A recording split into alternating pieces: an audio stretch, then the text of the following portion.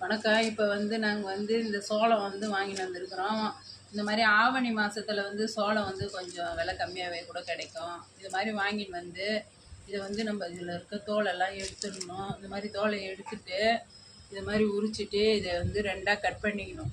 இதை நம்ம தண்ணியில் அவிச்சோம்னா அதில் இருக்கிற சத்து இறங்கிடும். அதனால் என்ன பண்ணணும், நம்ம இட்லி பாத்திரத்தில் தண்ணி வச்சு இட்லி ஊற்றுறோம் பாருங்கள், அந்த தட்டை கீழ் தட்டு வைக்கணும், மேல் தட்டு வைக்கக்கூடாது. கீழ் தட்டு வச்சு இதை ரெண்டாக கட் பண்ணி இதை நல்லா கழுவிட்டு இது மேலே அப்படியே லைட்டாக உப்பு தண்ணி கொஞ்சம் லைட்டாக தெளித்து, அப்போ நல்லா நமக்கு டேஸ்ட்டாக இருக்கும் சாப்பிட்றதுக்கு.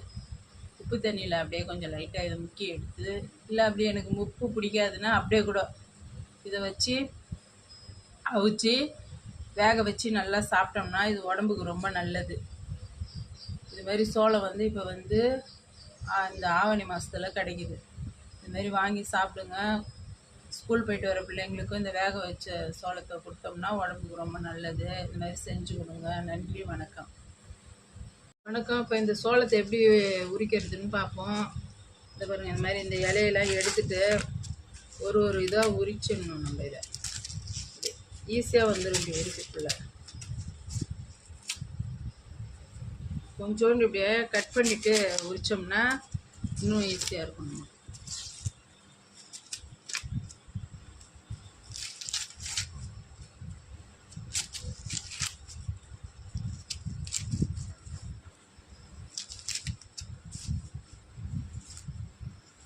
இந்த மாதிரி உரிச்சிட்டு இது இப்படி ஒரு திருவி இப்படி எடுத்துடணும். அவ்வளோதான்.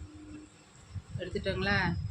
இப்போ இதில் இருக்கிற இந்த பொடி பொடியாக ஒரு நார் மாரி இது வேணும். இதெல்லாம் எடுத்துக்க போட்டுடணும். இதெல்லாம் சாப்பிடக்கூடாது. இதெல்லாம் எடுத்துட்டு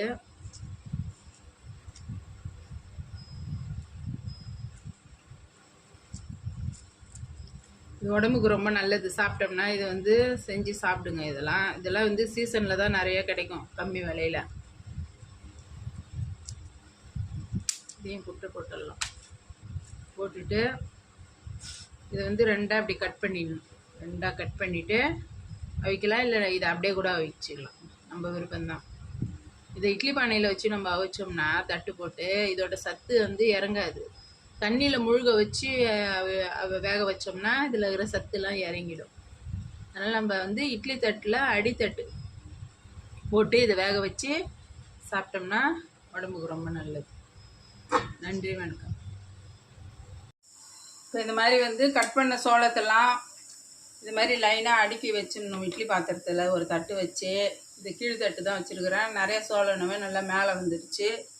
இப்போ இது மாதிரி அடுக்கி வச்சுட்டு இது மாதிரி ஒரு மூடி போட்டு நல்லா டைட்டாக மூடிடணும். ஒரு 20-25 நிமிஷத்துக்கு அப்புறம் தான் இதை எடுத்து பார்க்கணும். நல்லா வெந்துடும். நம்ம இட்லி ஊற்றுற டைமோட ஒரு 5 நிமிஷம் மேலே வச்சு திறந்து பார்த்தோம்னா நல்லா வெந்திருக்கும். எடுத்து சாப்பிட்லாம். இதுமாரி செஞ்சு சாப்பிடுங்க. பாருங்க, சோளம் நல்லா வெந்து போச்சு.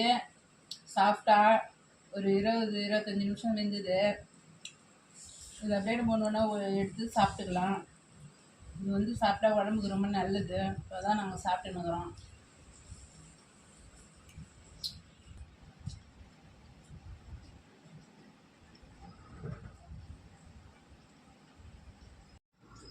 வணக்கம். இப்போ நம்ம வேக வச்ச கார்னில் கொஞ்சமாக லெமன் அப்படியே கொஞ்சமாக பிழிஞ்சு விட்டுட்டு லைட்டாக அப்படியே கொஞ்சமாக உப்பு போட்டு இப்படி பண்ணி வச்சுருக்கோம். இப்போ பாருங்கள், இது மாதிரி சாப்பிட்டோன்னா நல்லா கொஞ்சம் டேஸ்ட்டாகவும் இருக்கும். அதே நேரத்தில் சட்டுன்னு டைஜஷனும் ஆகிடும். உடம்புக்கும் நல்லது. இதுமாரி சாப்பிட்டு பாருங்கள், நல்லாயிருக்கும். நன்றி, வணக்கம்.